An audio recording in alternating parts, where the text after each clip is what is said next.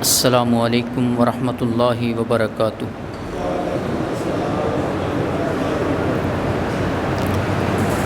ان الحمد للہ نحمده ونستعینه ونستغفره ونعوذ باللہ من شرور انفسنا ومن سیئات اعمالنا من يهده الله فلا مضل له ومن يضلل فلا هادي له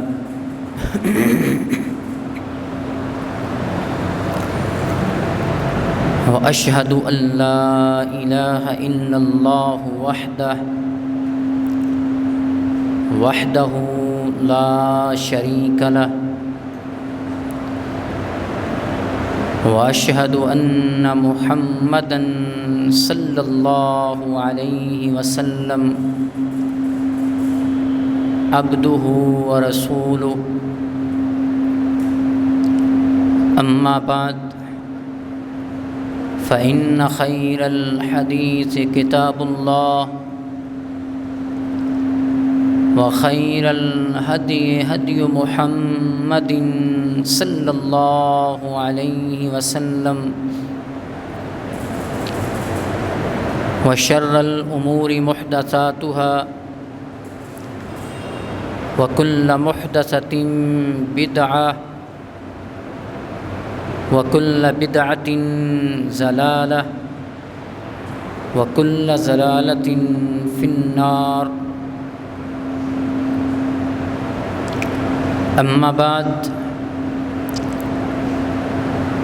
فأعوذ بالله من الشيطان الرجيم بسم الله الرحمن الرحيم وما أبرئ نفسي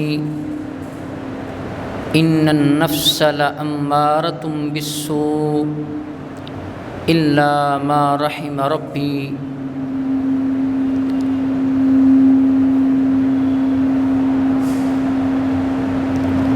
سبحانك لا علم لنا إلا ما علمتنا إنك أنت العليم الحكيم۔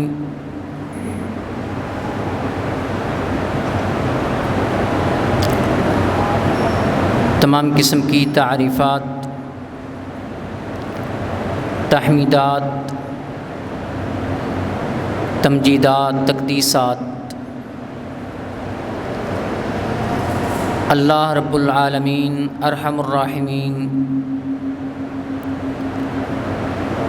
مالک یوم الدین کی ذات اقدس و اطہر کے لیے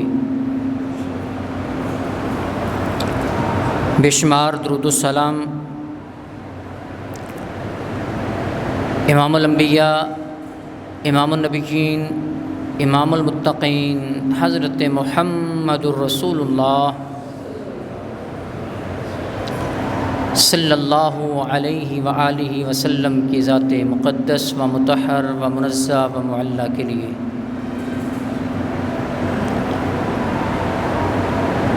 قابل صد احترام سامعین کرام، ذی وقار اصحاب و احباب،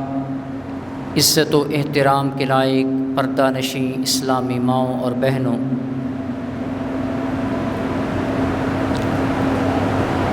آج کے جمعۃ المبارک کے خطبہ میں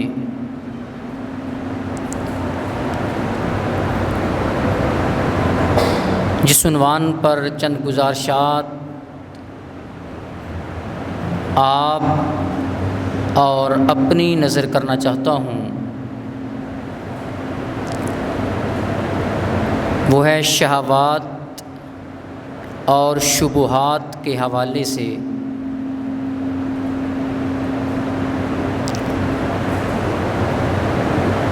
شہوات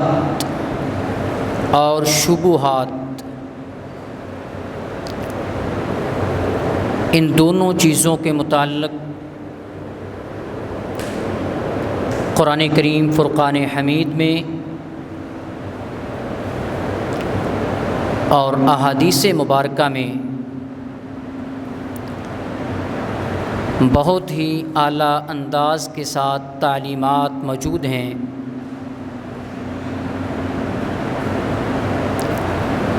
اور یہ دونوں چیزیں شہوات اور شبہات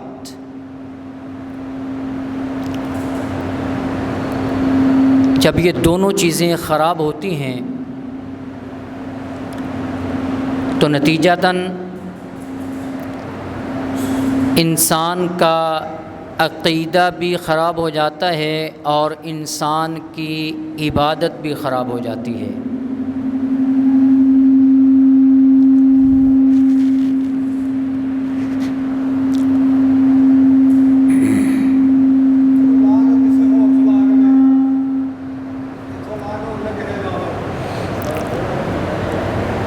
شہوات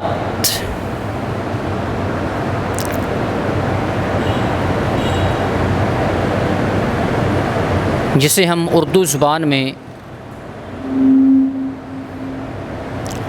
خواہشات کہتے ہیں،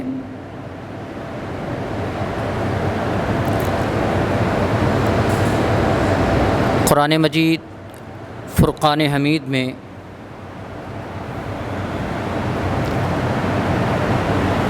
شہوات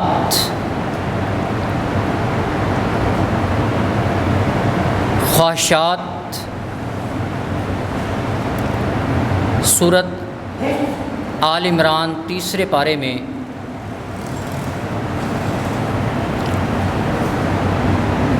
اللہ رب العالمین نے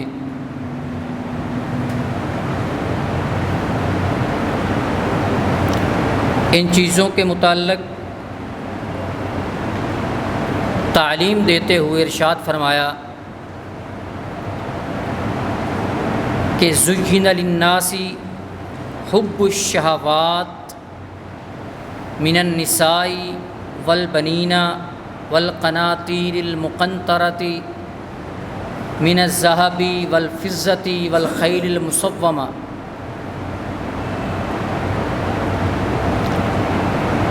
کہ لوگوں کے لیے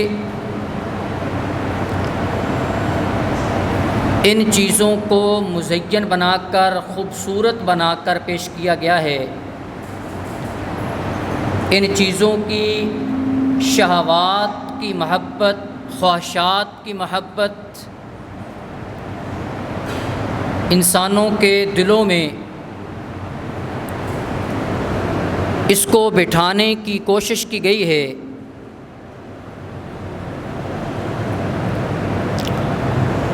جتنی چیزوں کا ذکر قرآن کریم نے کیا ہے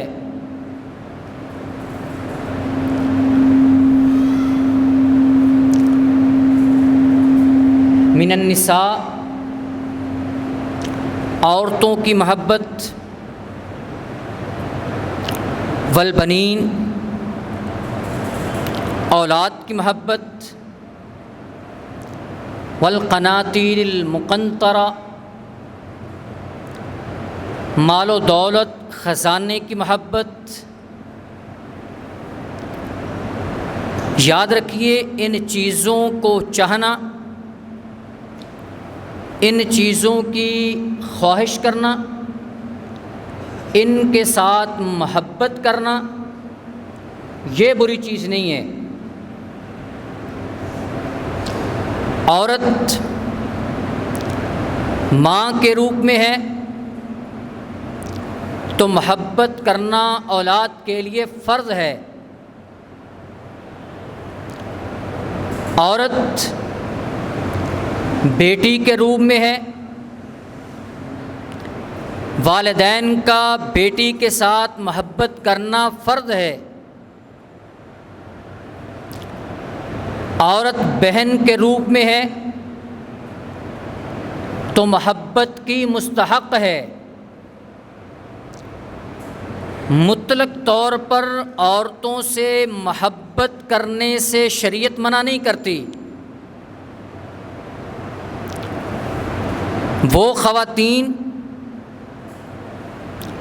جن کے ساتھ آپ کا تعلق، آپ کی رشتہ داری، وہ آپ کی ماں ہے، وہ آپ کی بیٹی ہے، وہ آپ کی بہن ہے، محبت ان سے کرنا ضروری ہے، اور شریعت اسلامیہ کے دائرہ کار میں رہتے ہوئے ان سے محبت کی جائے۔ بیوی کے ساتھ محبت سنت مصطفیٰ ہے، مگر بیوی سے محبت ہو اور اس کے مقابلے میں ماں کے ساتھ نفرت شروع ہو جائے تو یہ بیوی کے ساتھ محبت گویا کہ انسان کو فتنے میں مبتلا کر دیتی ہے۔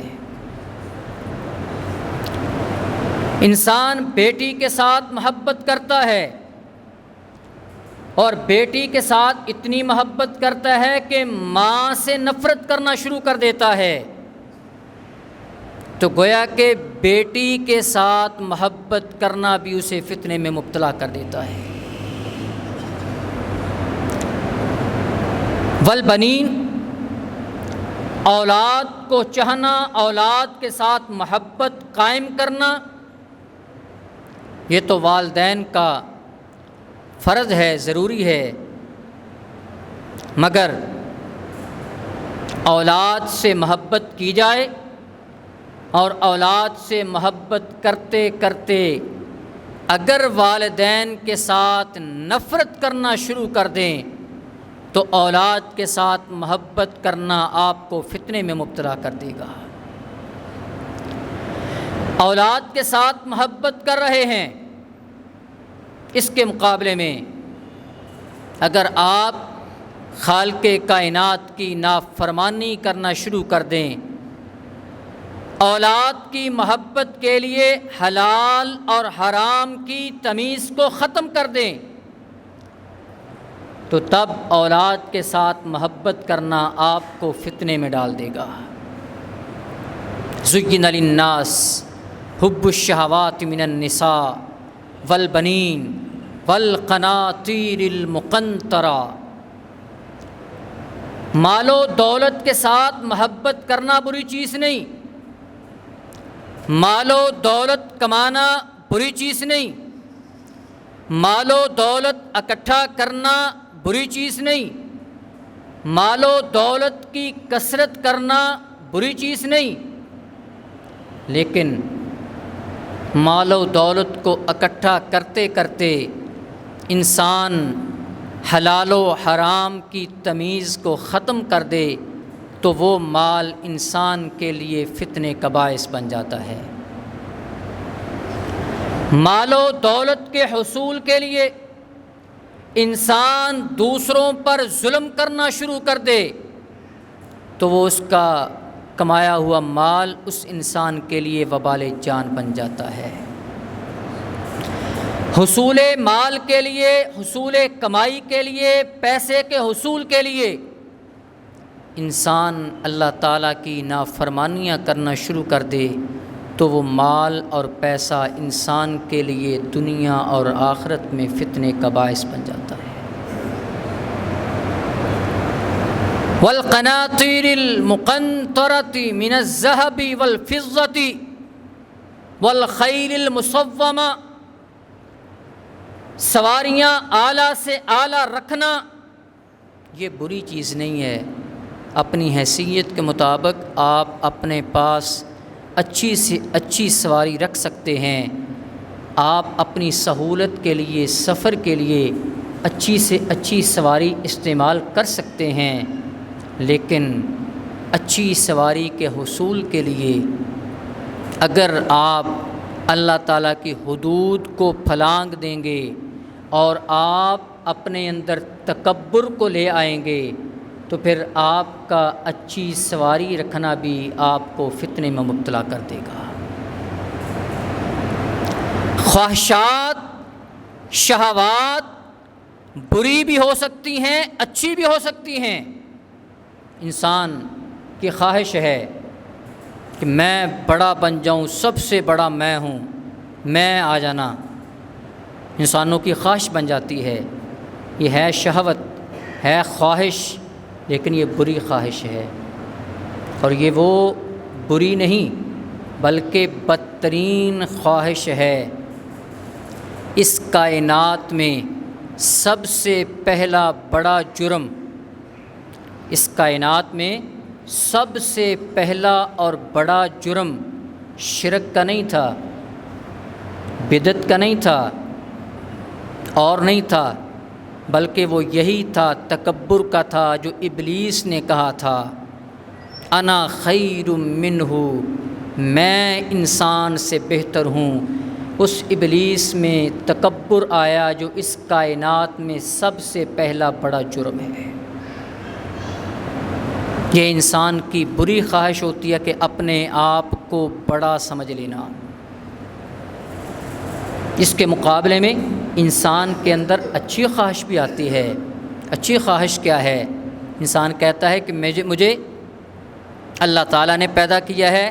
میری خواہش ہے کہ میں زیادہ سے زیادہ اللہ کی عبادت کروں، یہ بھی خواہش ہے۔ مجھے خالق کائنات نے پیدا کیا ہے، ایک دن آنا ہے، اس اللہ کی بارگاہ میں کھڑے ہونا ہے، میری خواہش یہ ہے کہ جب میں اللہ کی بارگاہ میں کھڑا ہوں تو رب کائنات مجھ پہ راضی ہوں، یہ بھی انسان کی خواہش ہے۔ خواہشات کو اسلامی دائرے کے اندر رکھنا یہ مسلمان کے لیے لازم اور ضروری ہے، اور یہی اسلام ہے۔ غیر مسلم ہے وہ جو خواہش پیدا ہوتی ہے وہ اس کو کر لیتا ہے، خواہشات کو کنٹرول کرنے کا اس کے پاس کوئی اصول اور ضابطہ نہیں ہے۔ اس کی عقل وہ بتاتی ہے کہ آپ نے اس خواہش پر عمل کرنا ہے، اس خواہش کو چھوڑنا ہے، لیکن مسلمان کے پاس دین اسلام کی دولت ہے، جو خواہش آتی ہے مسلمان دین اسلام کی روشنی میں سوچتا ہے کہ دین اسلام اس خواہش کے بارے میں کیا مجھے تعلیم دیتا ہے۔ خواہشات اور ضرورت یہ دو علیحدہ علیحدہ چیزیں ہیں، ان دونوں کو اکٹھا نہیں کیا جا سکتا۔ کیوں؟ ضرورت بھی ہر انسان کی ہے، خواہش بھی ہر انسان کی ہوتی ہے، مگر فرق یہ ہوتا ہے ضرورت امیر کی بھی پوری ہو جاتی ہے، غریب کی بھی پوری ہو جاتی ہے، مگر خواہش بادشاہوں کی بھی پوری نہیں ہوتی۔ خواہش بڑے بڑے امراء کی بھی پوری نہیں ہوتی، ضرورت دنیا میں آنے والے ہر انسان کی پوری ہو جاتی ہے۔ خواہشات کا دل کے اندر آنا، خواہشات کا پیدا ہونا یہ بری چیز نہیں ہے۔ خواہشات کو دین اسلام کے دائرے کے اندر رکھنا یہ مسلمان کے لیے لازم اور ضروری ہے۔ خواہشات کو جو انسان کنٹرول نہیں کرتا، بعض لوگ سمجھتے ہیں خواہشات بہت زیادہ آتی ہیں۔ پتہ خواہشات کس کو زیادہ آتی ہیں؟ فلاں چیز کی خواہش، فلاں کی خواہش، فلاں، اور یہ کثرت خواہش، دنیا کی عارضی چیزوں کی کثرت کے خواہش کرنا، وہ آ جائے، وہ آ جائے، وہ آ جائے، پھر یہ خواہشات انسان کی دشمن بن جاتی ہیں، اور پھر قرآن کریم کہتا ہے الہاکم التکاثر حتی زرتم المقابر، یہی خواہشات انسان کی دشمن بن کر انسان کو ہلاک کر کے رکھ دیتی ہیں۔ لیکن اگر خواہشات پر انسان کا کنٹرول ہو، انسان ان خواہشات کے اوپر مکمل مضبوطی رکھتا ہو، تو پھر یہی خواہشات انسان کو دنیا اور آخرت کے اندر کامیاب کروا دیتی ہیں۔ یہ شہوات، خواہشات، اس کو دین اسلام کے تابع رکھنا یہ اسلام کا مطالبہ ہے مسلمانوں سے، کہ انسان میں اللہ تعالیٰ نے خواہش رکھی ہے، اب مسلمان کا کام یہ ہے کہ مسلمان اپنی خواہش کو دین اسلام کے تابع کرے۔ اور دوسری چیز وہ ہے شبہات، شہوات۔ اگر انسان شہوات پر، خواہشات پر کنٹرول نہیں کرتا،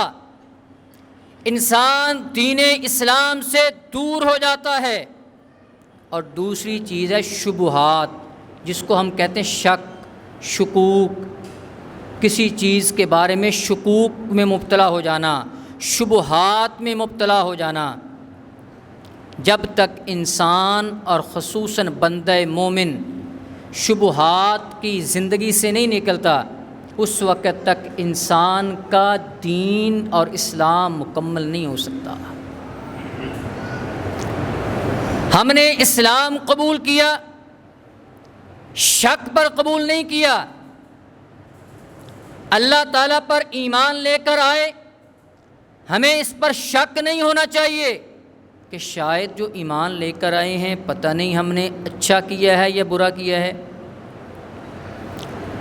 ہمیں شبہ ہو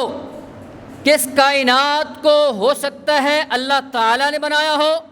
ہو سکتا ہے کہ ایک بم بلاسٹ ہوا جس کے نتیجے میں ایک دنیا وجود میں آ گئی۔ ہمیں کوئی شک نہیں ہے، شبہ نہیں ہے، یقین ہے کائنات کو تخلیق کرنے والا اللہ تعالیٰ ہے، اس کائنات کے نظام کو بھی وہی اللہ تعالیٰ چلا رہا ہے۔ ہمیں اس بات میں کوئی شک نہیں ہے کہ اس کائنات کے نظام کو چلانے والا ایک ہے یا متعدد ہیں۔ اگر ہمارے ذہن میں یہ بات آ جائے کہ کائنات کا نظام اتنا بڑا، زمین ہے، سورج ہے، کتنے سیارے ہیں، یہ زمین تو ایک چھوٹا سا سیارہ ہے، اس کے مقابلے میں اتنے لاکھوں گنا بڑے سیارے، اور ان سب کا نظام ہو سکتا ہے زیادہ خدا چلا رہے ہوں، ایک خدا زمین کو چلا رہا ہو، ایک خدا فلاں سیارے کو شکوک کے اندر، شبہات کے اندر نہیں۔ ہمارا مکمل یقین ہے ایک سیارہ زمین ہے، سورج کا سیارہ ہو، چاند ہو، آسمان ہو، ساتوں آسمانوں کا نظام، ساتوں زمینوں کا نظام، سارے سیاروں کا نظام، ان ساری چیزوں کا نظام زیادہ نہیں، صرف ایک رب کائنات جس نے بنایا ہے وہی رب کائنات ان کے نظام کو چلا رہا ہے۔ ہم شک میں نہیں ہیں، شبہات میں نہیں ہیں، ہم یقین کی زندگی بسر کرتے ہیں۔ ہمارے اوپر جو آسمان سے گائیڈ لائن کے طور پر کتاب حکمت کی شکل میں آئی ہے، اس کا تو آغاز ہی ہوتا ہے کہ الف لام میم ذالک الکتاب لا ریب فیہ، کوئی شکوک و شبہات والی بات نہیں ہے۔ ایمان انسان کا یقین والا ہونا چاہیے، شکوک و شبہات والا نہیں ہونا چاہیے۔ قرآن مجید میں تعلیمات جو رب تعالیٰ نے بیان فرمائی ہیں لا ریب فیہ، اس میں شک کرنے کی کوئی گنجائش بھی نہیں ہے۔ سورۃ آل عمران کے اندر ہی اللہ رب العالمین نے اس چیز کی وضاحت یوں بھی فرمائی ہے، آیت نمبر 7 میں رب تعالیٰ فرماتے ہیں هو الذی انزل علیک الکتاب منہ آیات محکمات ہن ام الکتاب واخر متشابہات۔ قرآن مجید فرقان حمید کے اندر جو آیات کریمہ ہیں اس کی دو اقسام ہیں، ہن ام الکتاب واخر متشابہات۔ ایک قسم کی وہ آیات ہیں جنہیں ام الکتاب کہا جاتا ہے، جو اصل ہیں، جن کا معنی واضح ہے، جن کا مفہوم واضح ہے، جن کے معانی، مفہوم، تفسیر ہر دور میں واضح رہی ہے۔ اور قرآن کریم میں دوسری قسم کی وہ آیات ہیں جن آیات کا مفہوم حالات کے اعتبار سے، واقعات کے اعتبار سے، دور کے اعتبار سے انسان کو سمجھ آتا ہے۔ آج سے 100 سال پہلے بہت سی آیات کی تفسیر، ان کا مفہوم امت کو نہیں پتہ تھا۔ آج حالات کچھ ایسے آئے، حالات نے سمجھا دیا ان آیات کا مفہوم یہ ہے۔ آج بھی قرآن کریم کے اندر وہ آیات کریمہ موجود ہیں جن کا مفہوم امت مسلمہ کے سارے علماء بیٹھ کر بھی نہیں بتا سکتے۔ ہو سکتا ہے آج سے 100 سال بعد اللہ تعالیٰ کی طرف سے حالات ایسے ہوں، احوال ایسے بن جائیں، صورتحال کچھ ایسے ہو جائے جس وجہ سے ان آیات کا مفہوم سمجھنا ہمارے لیے آسان ہو جائے۔ آج سے اگر 50 سال پہلے ہم سورۃ المدثر کی وہ آیات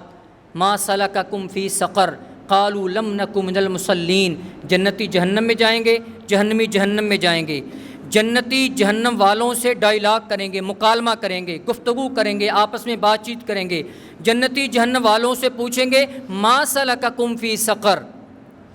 جہنم کی آگ میں آپ کیوں آ گئے؟ دنیا میں اکٹھے تھے، ایک محلے میں تھے، کاروبار اکٹھا تھا، گفتگو ہوتی تھی، سفر اکٹھے کرتے تھے، دعوتیں کھاتے تھے، سب کچھ اکٹھا تھا۔ اب یہاں پہ ہم جنت میں ہیں، آپ جہنم کی آگ میں، یہ فرق کیوں؟ وہ کہیں گے لم نکو من المصلین، ہمارے جہنم کی آگ میں آنے کی ایک وجہ یہ ہے کہ ہم دنیا میں نماز نہیں پڑھتے تھے۔ اب یہاں پر آج سے 50 سال پہلے ایک سوال پیدا ہوتا تھا کہ یہ کیا ہو گیا کہ جنت کہاں، کتنی اونچی، کتنی بلند، کتنی اعلیٰ، کتنی نعمتوں والی، جہنم کتنی گہری، وہاں پر اللہ تعالیٰ کے کتنے عذاب، آگ فلاں فلاں، یہ آپس میں گفتگو کیسے کریں گے؟ آج سے 50 سال پہلے اس کا جواب لوگوں کی سمجھ میں نہیں آتا تھا۔ آج موبائل آ گیا، لوگوں کو سمجھ آ گیا۔ بلوٹوتھ 1 انچ کی چیز ہوتی ہے، آپ کان میں لگائیں، اس کے ساتھ آپ امریکہ میں بات کر رہے ہیں، ساؤتھ افریقہ، کتنے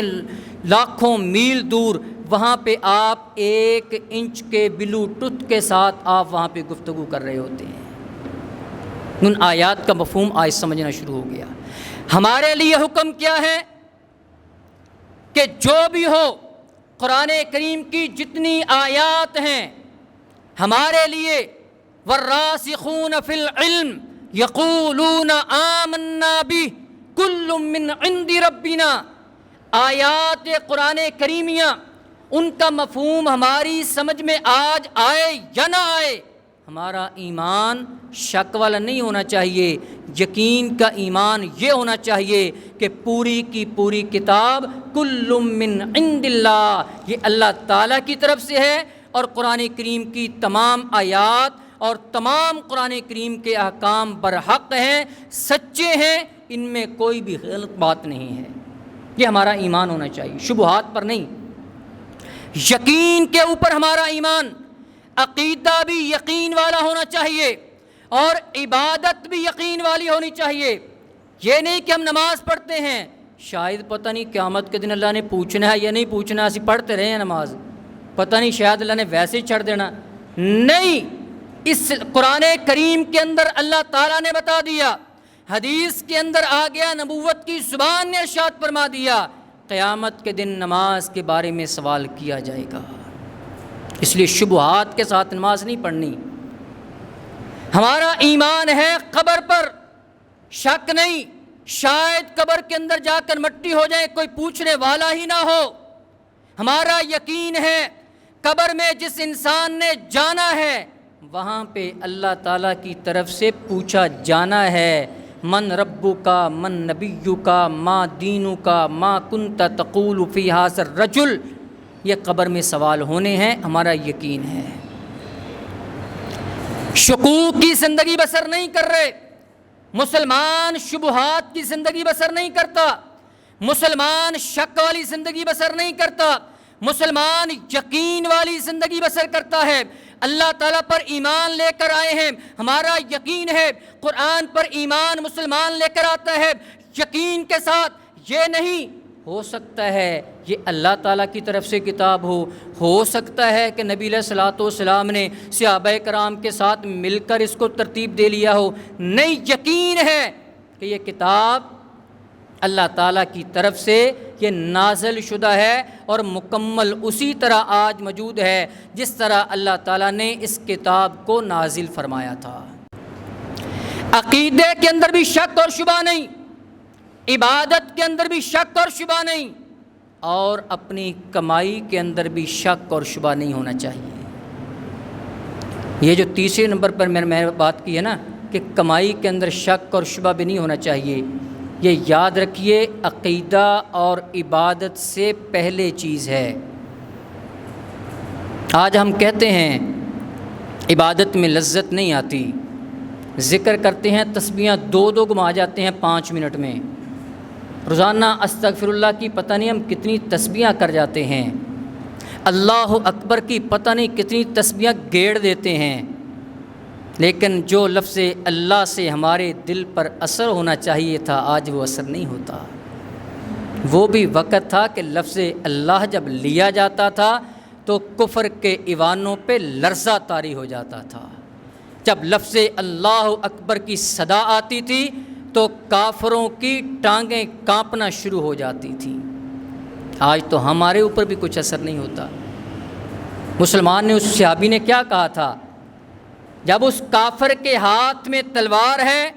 مسلمان سامنے ہے، کافر کہتا ہے میرے ہاتھ میں تلوار ہے، مسلمان صحابی سے کہا جاتا ہے بتا اس تلوار کے وار سے تجھے کون بچائے گا؟ مسلمان کی زبان سے ایک لفظ نکلتا ہے، کہا اللہ، اس تلوار کے وار سے جو تیرے پاس ہوں، تیرے ہاتھ میں تلوار ہے، میرے ہاتھ میں دفاع کا کوئی آلہ نہیں ہے، اس حالت میں بھی اگر کوئی مجھے بچانے والا ہے تو وہ اللہ ہے۔ مومن کی زبان سے لفظ اللہ نکلا،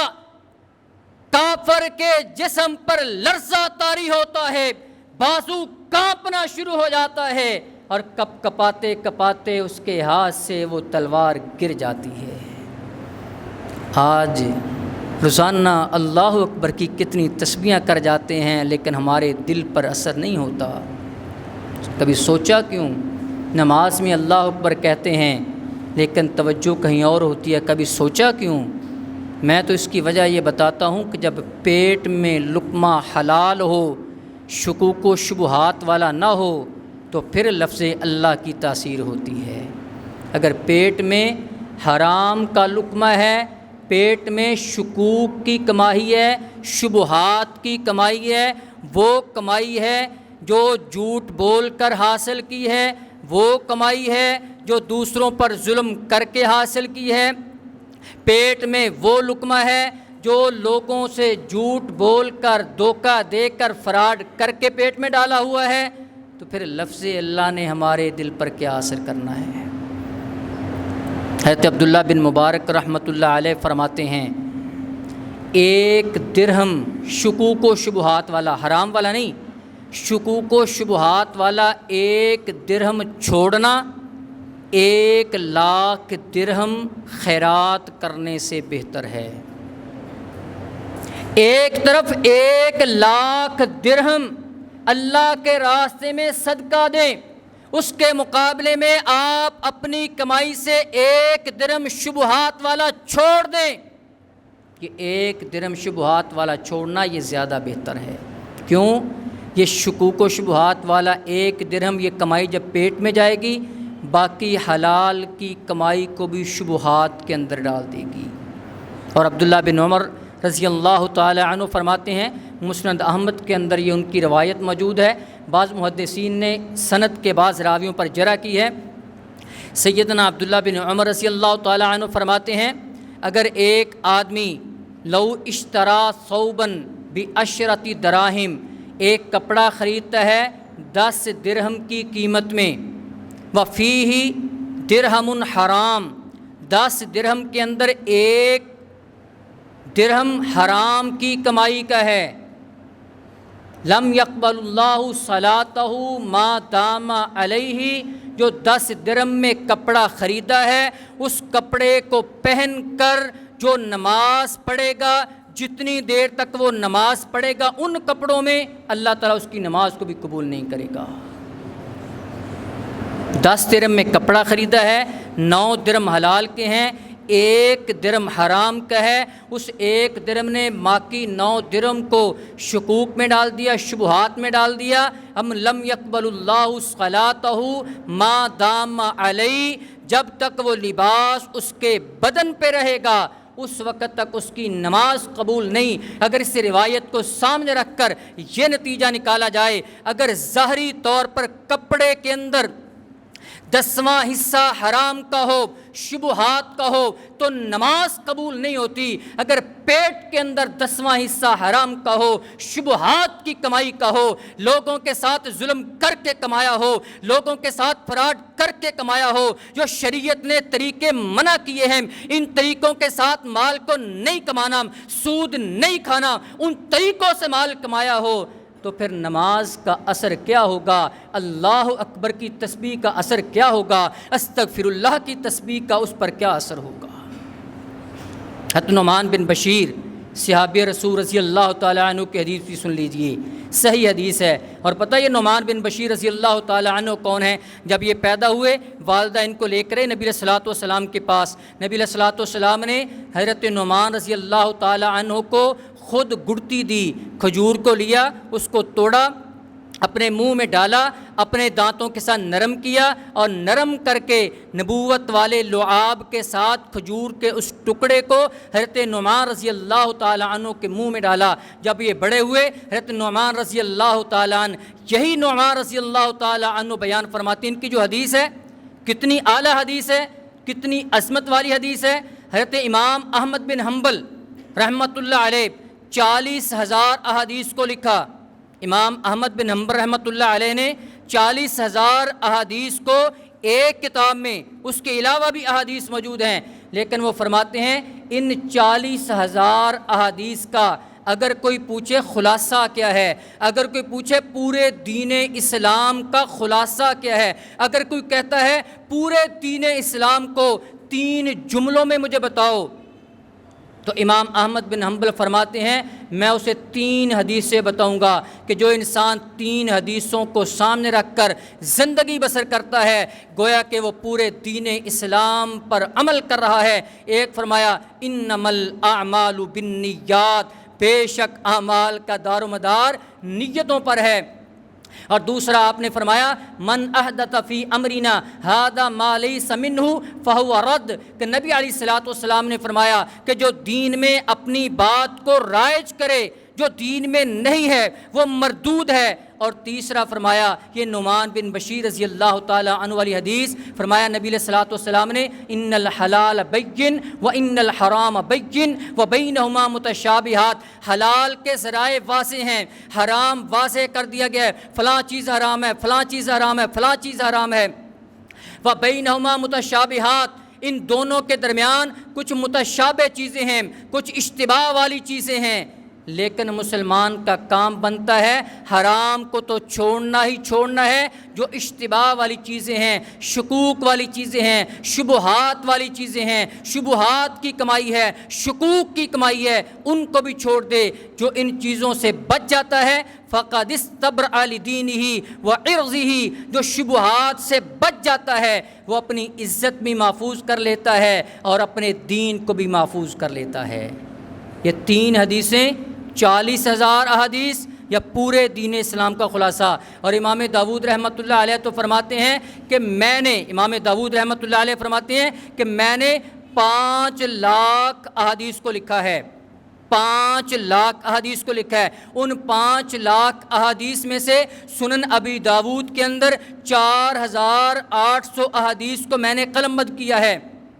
اگر کوئی مجھ سے پوچھتا ہے کہ 5 لاکھ احادیث کا خلاصہ کیا ہے، اگر کوئی مجھ سے پوچھتا ہے پوری سنن ابی داؤد حدیث کی کتاب، اس کا خلاصہ، اس کی سمری آپ 4 جملوں میں بتا دیں، امام داؤد رحمۃ اللہ علیہ فرماتے ہیں تو میں اسے نبی علیہ الصلوۃ والسلام کی یہ 4 احادیث بتاؤں گا۔ ایک فرمایا انما الاعمال بالنیات، نبی علیہ السلام نے فرمایا کہ اعمال کا دار و مدار نیتوں پر ہے۔ اور دوسرا نبی علیہ الصلوۃ والسلام نے فرمایا من حسن اسلام المرء ترکہ ما لا یعنی، اسلام کا حسن یہ ہے کہ انسان بندہ مومن ان چیزوں کو چھوڑ دے جو انسان کو فائدہ نہیں دیتی۔ اور تیسرا فرمایا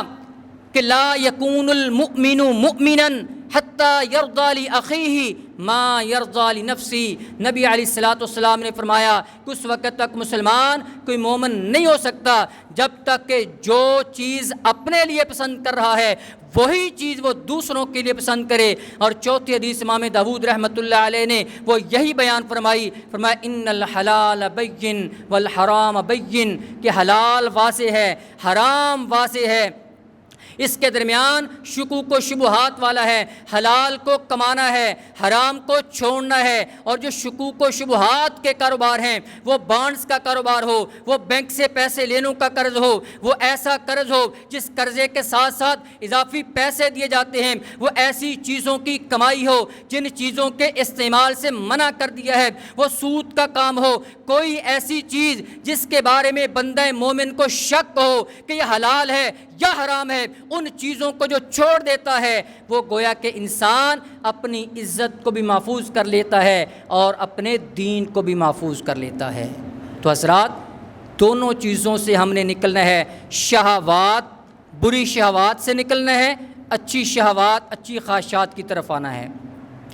شبہات، شکوک، شبہات سے نکل کر ہم نے یقین کی طرف آنا ہے، عقیدے کے اندر بھی یقین، عبادت کے اندر بھی یقین، کمائی کے اندر بھی یقین۔ جب یہ یقین والی دولت ہمارے پاس آ جائے گی، پھر دیکھنا عبادت کے اندر بھی لذت آئے گی، نماز میں بھی لطف آئے گا۔ پھر ہماری نماز وہ نماز ہوگی جس نماز کو چھوڑے بغیر گزارا نہیں ہوگا۔ آج تو نماز کو چھوڑ دیں